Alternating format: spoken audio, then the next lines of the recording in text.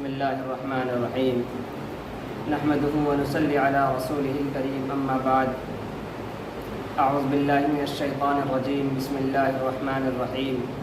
يا أيها الذين آمنوا كتب عليكم الصيام كما كتب على الذين من قبلكم لعلكم تتقون عزیزان ملت و برادران محترم، اللہ تبارک و تعالی نے انسانوں کو پیدا کیا ہے ایک خاص مقصد کے ساتھ، جس مقصد کو اللہ تبارک و تعالی قرآن کریم کے 27ویں پارے میں ارشاد فرماتے ہیں وَمَا خَلَقْتُ الْجِنَّ وَالْإِنسَ إِلَّا لِيَعْبُدُونَ، کہ ہم نے انسان اور جنات کو اپنی عبادت کے لیے پیدا کیا ہے۔ یہ بات واضح ہو گئی اور اللہ تعالیٰ نے واضح طور پر بتلا دیا کہ ہم نے انسان اور جنات کو اپنی عبادت کے لیے پیدا کیا ہے۔ عبادت کے کئی سارے نوع ہیں، کئی سارے اقسام ہیں، کچھ قولی عبادات ہیں، کچھ فعلی عبادات ہیں، کچھ بدنی عبادت ہے۔ انہی عبادتوں میں سے ایک عبادت روزہ بھی ہے، جس کی فرضیت سن 2 ہجری میں ہوئی، جیسا کہ میں نے اس سے پہلے قسط میں بتا دیا ہے، بیان کر چکا ہوں کہ یا ایھا الذین آمنوا کتب علیکم الصیام، اللہ تعالیٰ نے اس کی فرضیت کرتے ہوئے فرمایا اے ایمان والو تم پر روزے فرض کیے گئے ہیں، اور پھر ایک بات اور واضح کر دی کما کتب علی الذین من قبلکم، کہ ہم نے تم پر روزہ فرض کیا ہے، لیکن صرف تم ہی پر روزہ فرض نہیں کیا، تم سے پہلی امتوں پر بھی روزہ فرض کیا تھا، جیسا کہ کما کتب علی الذین من قبلکم، جیسا کہ تم سے پہلی امتوں پر بھی روزہ فرض کیا تھا،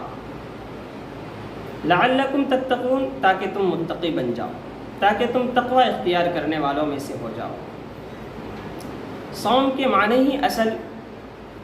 رکنے کے آتے ہیں، رک جانا، ٹھہر جانا، جس کے اصطلاحی معنی، اصطلاح میں جس کے معنی یہ آتا ہے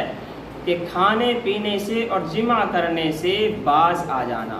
رک جانا، ٹھہر جانا۔ اور اللہ کے نبی پاک صلی اللہ علیہ وسلم نے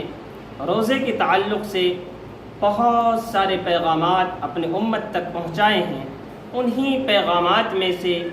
سب سے پہلا پیغام، اعلیٰ پیغام یہ کہ روزہ افضل ترین عبادت ہے، جیسا کہ ابو امامہ الباہلی رضی اللہ تعالیٰ عنہ روایت کرتے ہیں کہ رسول اللہ صلی اللہ علیہ وسلم نے ارشاد فرمایا، رسول اللہ صلی اللہ علیہ وسلم سے پوچھا گیا یا اللہ کے نبی ای العمل افضل، کون سا عمل افضل ہے؟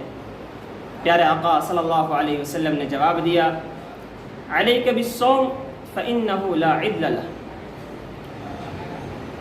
روزہ کو لازم پکڑو، اس سے بہتر اور اس جیسا کوئی دوسرا عمل نہیں۔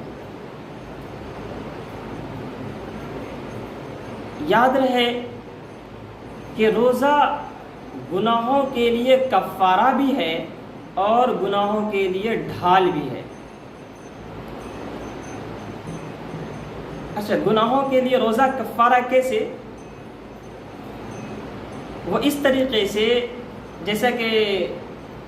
سیدنا ابو ہریرہ رضی اللہ تعالیٰ عنہ سے مروی ہے کہ رسول اللہ صلی اللہ علیہ وسلم نے ارشاد فرمایا من صام رمضان ایمانا و احتسابا غفر له ما تقدم من ذنبه۔ ایک دوسری حدیث بھی بعین ہی اسی طرح کہ من قام رمضان ایمانا و احتسابا غفر له ما تقدم من ذنبه، کہ جو شخص ایمان کی حالت میں اللہ کی رضا کے لیے روزہ رکھتا ہے، یا جو شخص ایمان کی حالت میں رضائے الہی کے لیے تراویح پڑھتا ہے، تو اللہ تعالیٰ اس کے پچھلے تمام گناہوں کو معاف فرما دیتے ہیں۔ یہ تو ہوا روزہ گناہوں کا کفارہ۔ اچھا، روزہ گناہوں کے لیے ڈھال بھی ہے۔ اس کے لیے آپ سیدنا عثمان بن ابی العاص رضی اللہ تعالیٰ عنہ کی وہ روایت فرماتے ہیں کہ رسول اللہ صلی اللہ علیہ وسلم نے فرمایا کہ الصوم جنہ، روزہ ڈھال ہے۔ الصوم جنہ، روزہ ڈھال ہے۔ ایک دوسری جگہ فرمایا الصوم جنہ من عذاب اللہ، روزہ ڈھال ہے اللہ کے عذاب سے بچنے کے لیے، اللہ کے عذاب سے بچنے کے لیے روزہ۔ اچھا، تیسری جگہ فرمایا الصوم جنہ، کہ روزہ ڈھال ہے جہنم کے عذاب سے بچنے کے لیے۔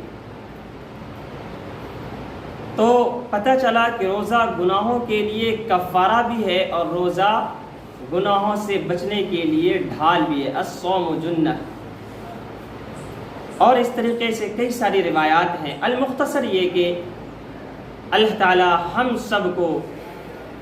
روزہ رکھنے کی توفیق عطا فرمائے، تاکہ ہم روزہ کو اپنے لیے ڈھال بنائیں، اپنے گناہ کے کفارہ کے لیے استعمال کریں۔ اللہ تعالی اخلاص کے ساتھ روزہ رکھنے کی توفیق عطا